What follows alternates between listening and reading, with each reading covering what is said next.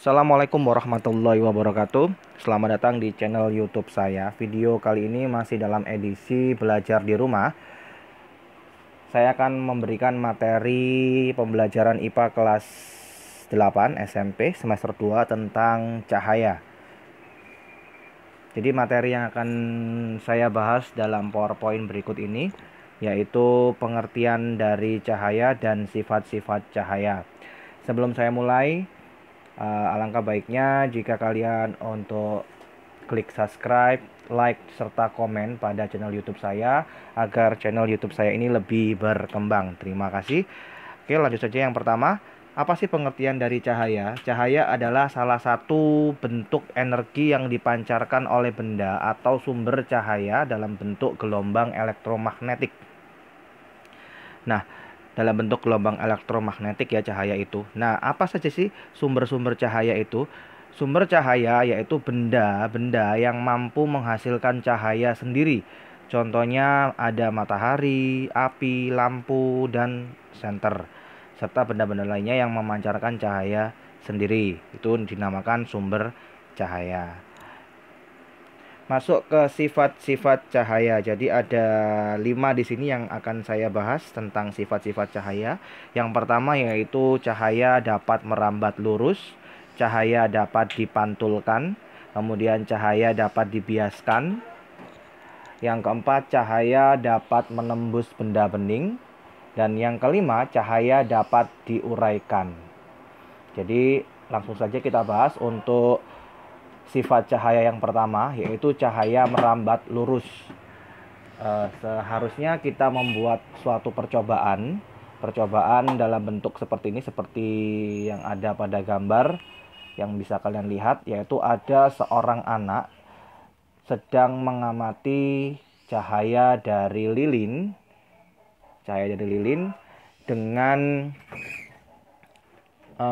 ditutupi dengan sebuah papan atau kertas yang diberi lubang dengan urutan yang lurus menuju ke sumber cahaya. Jadi dia lihat, memastikan apakah cahaya ini merambat lurus atau bagaimana. Nah, ini dibuktikan dengan sebuah praktikum seperti gambar di sini dan menjelaskan bahwa cahaya itu merambat lurus.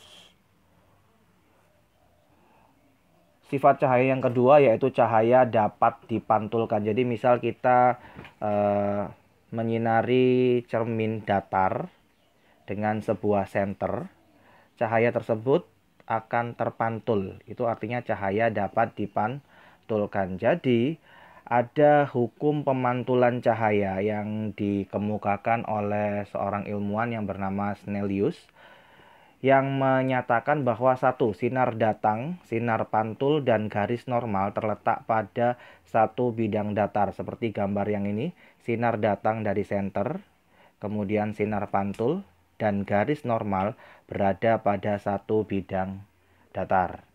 Nah, sudut datang, sudutnya ini dari garis normal ke sudut datang, besarnya sama dengan sudut pantul.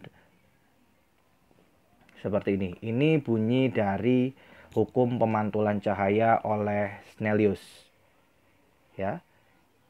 Berikutnya, jadi pemantulan itu dibagi menjadi dua, yaitu pemantulan baur atau difus dan pemantulan teratur.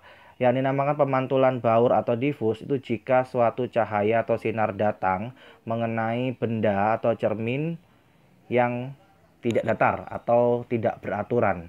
Jadi hasil pemantulannya tidak beraturan. Itu dinamakan pemantulan baur atau difus. Sedangkan pemantulan teratur jika sinar datang mengenai cermin datar yang permukaannya datar akan dipantulkan kembali secara teratur sesuai sinar datang yang tadi.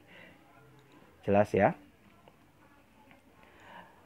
Yang ketiga, sifat cahaya yaitu pembiasan cahaya. Apa sih arti pembiasan cahaya? Yaitu peristiwa pembelokan arah rambat cahaya karena melewati dua medium dengan kerapatan optik yang berbeda. Jadi contohnya dalam kehidupan sehari-hari, misalnya kita melihat gelas yang diisi air, kemudian diberi sendok atau sedotan, seolah-olah sendok tersebut akan tampak patah. itu dinamakan pembiasan cahaya. Atau saat kita akan berenang di dalam kolam renang, kita melihat dari atas itu airnya dangkal. Tetapi saat kita masuk ke dalam kolam renang tersebut ternyata airnya dalam. Itu contoh pembiasan cahaya. Jadi digambarkan secara fisika, digambarkan seperti ini. Jadi sinar datang dari dua medium yang berbeda, dari medium udara dan medium kaca. Ya, sinar datang kemudian akan dibiaskan jika melalui medium yang berbeda yaitu kaca. Seperti itu. Sifat cahaya yang keempat yaitu cahaya dapat menembus benda bening. Jadi sangat jelas sekali jika cahaya mengenai benda bening. Apa sih benda bening itu? Benda yang seperti berasal dari kaca bening, plastik tipis yang bening, jika diberi cahaya dari luar atau senter di sini ya contohnya, akan bisa menembus benda tersebut. Sedangkan jika benda mengenai benda gelap seperti batu, tembok dan lain sebagainya, cahaya yang datang tidak dapat terpantul atau tidak dapat ditembus oleh sinar tersebut atau cahaya tersebut. Seperti itu.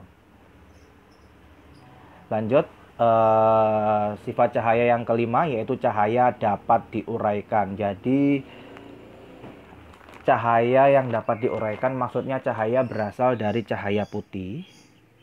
Kemudian jika kita coba menggunakan gelas prisma atau kaca prisma, ya, akan berubah. Cahaya putih tersebut akan diuraikan menjadi spektrum warna pelangi, yaitu Magicu Hibiniu. Ya, seperti itu. Mudah sekali ternyata. Ini cahaya putih yang pertama dalam kehidupan nyata, bukan gambar ya. Kemudian dipantulkan, kemudian diuraikan keluar oleh prisma kaca dan membentuk warna pelangi. Jadi ini penjelasan dari cahaya dapat diuraikan. Sekian pembelajaran materi cahaya kali ini. Jadi tadi kita membahas tentang pengertian cahaya serta 5 sifat-sifat cahaya. Terima kasih sudah menonton. Jangan lupa untuk klik subscribe dan like serta komen. Wassalamualaikum warahmatullahi wabarakatuh.